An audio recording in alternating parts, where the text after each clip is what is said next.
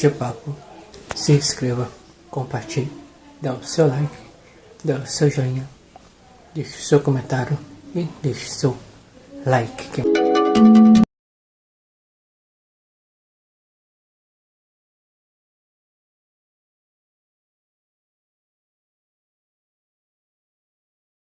Física é parte integrante do contexto escolar e não se restringe apenas ao desenvolvimento físico do indivíduo. A partir da Lei de Diretrizes e Bases da Educação de 1996, ela passou a ser considerada um componente curricular e, a partir daí, vive um processo constante de ressignificação diante das inúmeras possibilidades de contribuir na construção do conhecimento. Com a necessidade de explorar a matéria para além do desenvolvimento motor das crianças ou das habilidades para o esporte, a interdisciplinaridade é uma das propostas que encontram mais espaço para promover esse papel da educação física no desenvolvimento integral dos estudantes. Nesse sentido, a aula de educação física e as atividades esportivas passam a ser compreendidas também a partir do contato com outras linguagens. Obrigado pela participação aqui no nosso programa. Obrigada. A gente vê que desde a Lei de Diretrizes e Bases da Educação em 1996, a presença da aula de educação física, as discussões sobre essa disciplina no currículo escolar ganharam novos contornos nesses últimos tempos, né? Hoje, na sua opinião, onde é que está inserida a disciplina da educação física no currículo? Eu acho que a gente já evoluiu bastante em relação às proposições realmente da educação física na escola. Então, depois da LDB, a gente teve uma série de documentos curriculares de estados e municípios que ressignificaram o papel da educação física na escola. Então, hoje ela já é vista, na grande maioria dessas propostas curriculares, como uma área de conhecimento da cultura corporal, que justamente, como você falou na introdução, amplia um pouquinho o olhar da presença e do papel dela na escola. Então, ela deixa de ser apenas aquela disciplina que trataria de uma dimensão física do aluno, para ser uma disciplina que vai ajudar o aluno a olhar para essa cultura numa visão de formação integral. Então, esse conceito de educação integral, ele é muito importante. A gente tem usado nas ações do Instituto Ayrton Senna, e ele trata de uma ideia de que você educa para a formação mais ampla do sujeito, para o desenvolvimento pleno, para que ele saiba lidar com essa sociedade em transformação, tenha posturas éticas e esteja comprometido com o seu projeto de vida e, ao mesmo tempo, com o projeto de sociedade, de comunidade, de desenvolvimento social. Então, a educação física ela tem que ser pensada sempre nessa contribuição desse projeto mais amplo de educação. Claro, garantindo a especificidade do componente curricular, que é o trabalho com linguagem corporal. Pois é, nesse sentido, o Brasil passa por um momento muito interessante de discussão do que seria ali relevante no que se diz a base curricular comum, né? Que componentes, que conceitos deveriam ser básicos para a determinação de disciplinas e conteúdos em currículos. Nesses últimos 20 anos, o que mudou no olhar sobre a educação física que permita, hoje em dia, inseri-la ali nesse ou naquele contexto de uma melhor prática, por exemplo? Eu acho que a grande questão hoje dessa evolução na área que ela ainda precisa ter avanços na prática, no chão da escola, porque nos documentos está garantido, mas a gente tem muito avanço ainda para que isso aconteça de fato nas escolas, né? Então, essa visão de educação integral, de formação de valores, de que a educação física trabalha, fazer, compreender o... É o momento ali em que o Brasil registra os maiores índices de evasão, né? Onde o jovem começa a se afastar da escola, independente do motivo, se é para ajudar em casa, se é por desinteresse. Você acredita que essas práticas são capazes de fazer com que a escola se reinvente, né? Um comentário que muitos educadores e muitos especialistas na área acabam tendo, né? A escola do século XXI tem que se reinventar. Pode ser a partir de experiências como essa? Não, com certeza. Isso já é previsto, inclusive nas diretrizes curriculares do ensino médio. A questão da organização do ensino por áreas, o trabalho com projetos, com metodologias integradoras, ele motiva muito mais o aluno, porque a escola ela dialoga com a realidade social do aluno e também transforma o aluno no protagonista da aprendizagem, porque ele não vai simplesmente receber um conteúdo acadêmico, formal, né, que supostamente seria um conteúdo estático, né? Ele vai produzir conhecimento e vai produzir cultura. E qual tem sido o retorno dos alunos? Existe algum tipo de avaliação proposta nessa iniciativa? Que os alunos, por meio de um instrumento fechado, com algumas questões abertas, eles dão opiniões sobre a educação física na escola, sobre o professor, sobre os conteúdos ensinados. E a gente tem percebido que eles sim tem aspectos bastante positivos, eles também fazem algumas críticas que ajudam a gente a alimentar né, todo o trabalho. O aluno ele dá muita importância para essa vivência corporal, que é fundamental, porque isso é um problema nessas novas abordagens da educação física, quando a gente discute a cultura, que muitas vezes o professor deixa de fazer uma vivência corporal para fazer uma discussão, uma leitura, assistir um vídeo, que é bacana. Mas a linguagem corporal ela tem que ser preservada, não dá para transformar a educação física ou não pensar sobre em aulas teóricas, porque para o aluno é fundamental essa vivência corporal, essa experiência que ele tem no contato com o outro. Senão não seria físico, né?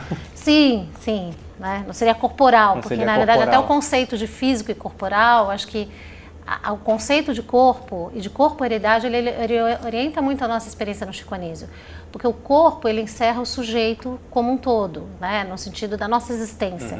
Nós temos uma corporeidade que não deve interessar apenas ao professor de educação física, ela deve ser um objeto de reflexão de toda a escola, porque o aluno está sentado assistindo uma aula teórica, o corpo dele está ali, e ele, se ele estiver numa postura inadequada, se ele estiver tenso, se ele estiver muito contido fisicamente, a ação mental dele não vai ser produtiva.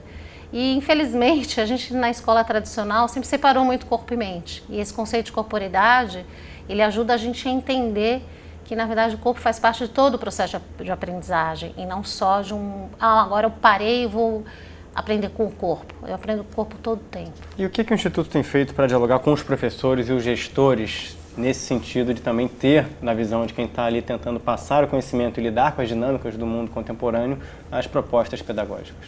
Então, o Instituto ele apoia o trabalho dos professores, então a gente produz uma série de orientações para o planejamento, a gente ajuda o professor nesse planejamento e a gente desenvolve também coachings individuais e de equipe para, durante esses 3 anos, né, nesse ambiente de validação, a gente construir essa proposta na prática junto com a escola. E agora a gente vai ter a oportunidade de levar essa experiência para outras escolas, já validada por uma perspectiva mais prática do professor que está ali na ponta. E essas parcerias com o poder público têm trazido para vocês uma relação mais direta com a avaliação dos processos das escolas públicas? Dá para se fazer um mapeamento como esse? Sim. E o que diz? Então, a gente viu, ainda os alunos do SECA não fizeram o Enem ainda para valer, porque eles estão agora, a primeira turma do SECA vai terminar o 3º ano agora no final desse ano. Mas eles fizeram como treineiros, quando eles estavam no 2º ano, o Enem. E eles tiveram uma avaliação no Enem bem acima da média de outras escolas públicas e bem próximo, e em algumas situações acima da média de escolas particulares, o que é um avanço bastante significativo. Então, esse monitoramento está sempre acontecendo. O processo dura 3 anos com cada escola, é isso? Então, na verdade, como o projeto começou em 2012, ele teve uma primeira escola, que foi o Chico Anísio, em que foi validada a solução completa, no seu modelo pleno. Depois começaram a entrar outras escolas, que é no modelo ProM, que é também com financiamento do governo federal, e que esses valores da solução também são postos, mas não no modelo pleno. Então, o interessante dessa solução educacional é justamente que ela pode se adaptar a diferentes modelos de escola. E aí esse acompanhamento tem sido feito por um processo de... A gente tem 3 anos lá no modelo pleno, validou também no modelo parcial, e agora a escala vai subindo.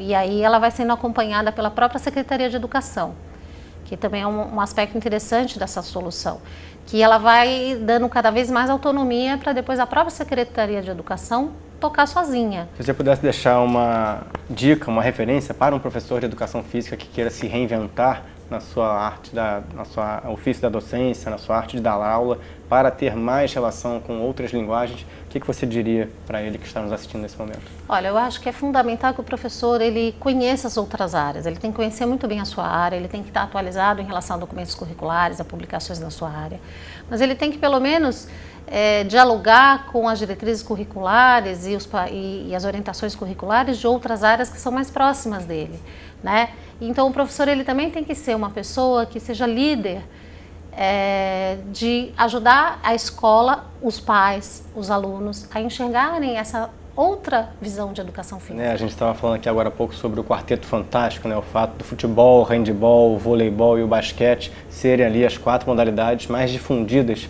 no âmbito escolar, no ambiente escolar.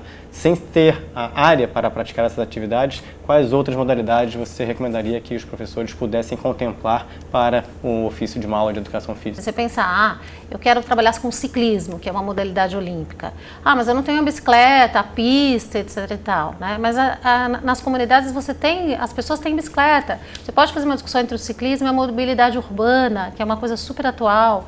Então, assim, vamos entender o ciclismo de pista, vamos entender o ciclismo de estrada, o mountain bike, e a gente vai discutir junto com os alunos como é que a gente pode vivenciar isso de acordo com a nossa realidade. Para você, Isabel, o que representaria um legado dos Jogos Rio 2016, tendo como base dessa discussão a aula de educação física, a referência das linguagens entre as disciplinas? Eu acho que os Jogos Olímpicos e grandes eventos esportivos, eles sempre mobilizam a mídia e aí os alunos ficam muito atentos e descobrem modalidades novas. Sendo no nosso país, eu acho que isso vai ficar mais forte. Então, a gente tem uma grande abertura para que as crianças, os adolescentes, os jovens, eles comecem a perceber que existem outros esportes, a não ser o futebol, que é uma cultura muito forte no nosso país, né? E tudo bem, mas assim, existe 1000 modalidades que você pode explorar, que você pode conhecer para se desenvolver, para se divertir com seus amigos, para talvez um dia seguir essa modalidade. Então, eu acho que um grande legado é você mostrar que existem outras modalidades que possam ser exploradas dentro da escola. E para que isso aconteça, seria interessante que a gente falasse um pouco como é que eu ensino, por exemplo, o rugby na escola, que é uma modalidade que está voltando agora, o triatlon. A gente não dialogou muito com